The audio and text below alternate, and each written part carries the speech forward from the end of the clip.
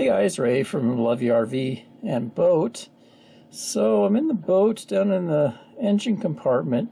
Just wanted to update you on a device I reviewed in the winter. It's a device from Bluetti for charging their power stations off of an alternator. Now I did a demo using my pickup truck when we were down in the desert, and also a few other little tests. But I had said that I wanted to use the device mainly on the boat to charge the Bluetti power station when we're boating. So I just wanted to show you the installation that I did.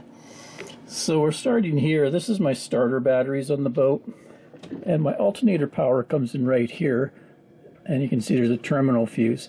So that's where I connected the wire that goes off to the Charger One. It's called a Charger One. It's basically a DC to DC charger. It increases the 12-volt system up to a higher voltage that the Bluetti power stations run on. In my case, I can get max charge of 560 watts using 56 volts output.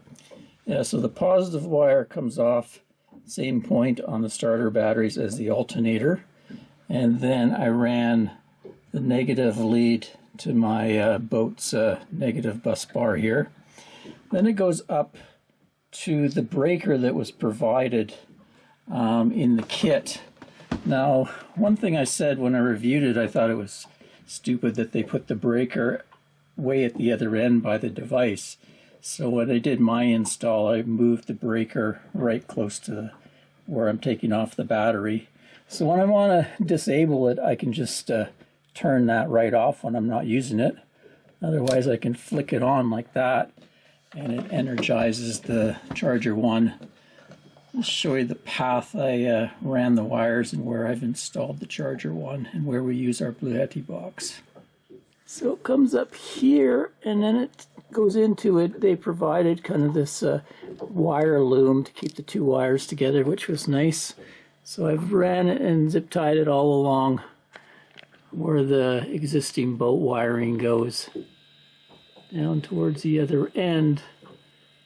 And it takes a 90-degree left-hand turn, and I'll have to pull the benches apart so you can see where that goes and comes up. Okay, so yeah, it goes along there to about there, then it cuts in and comes up through this access panel right here. I have a way to get down in there. So I ran it up with some other wiring.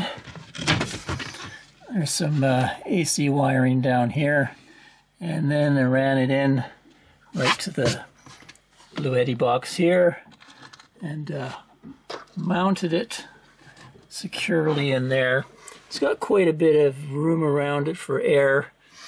Then the output comes behind here and just through here, and then the cable hangs behind our cushions when I'm not using it, or I can push it back in there. And then we got the box up here, and I can plug it right into the port right there, the DC or solar panel input.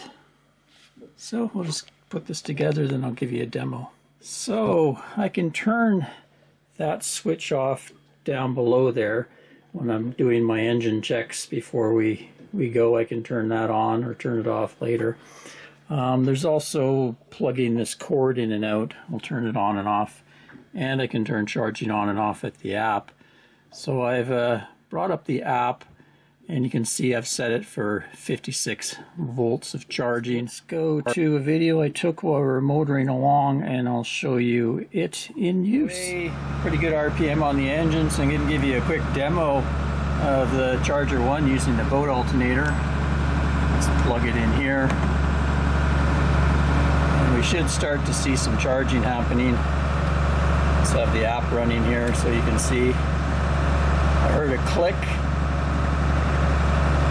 It kind of examines there. You're starting to see it pop up. 570 watts.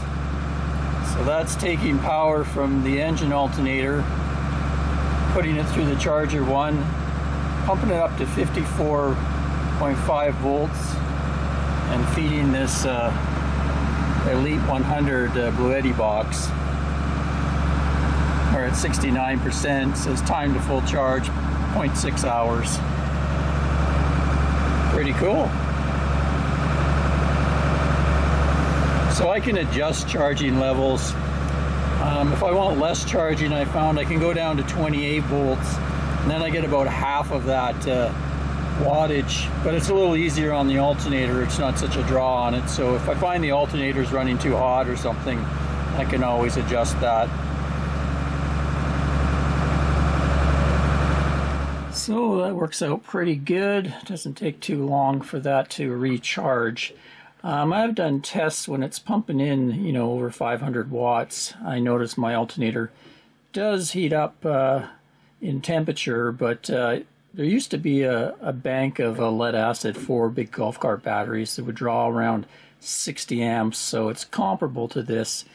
But what I kind of do is to give the alternator a break and the engine a little bit of a break.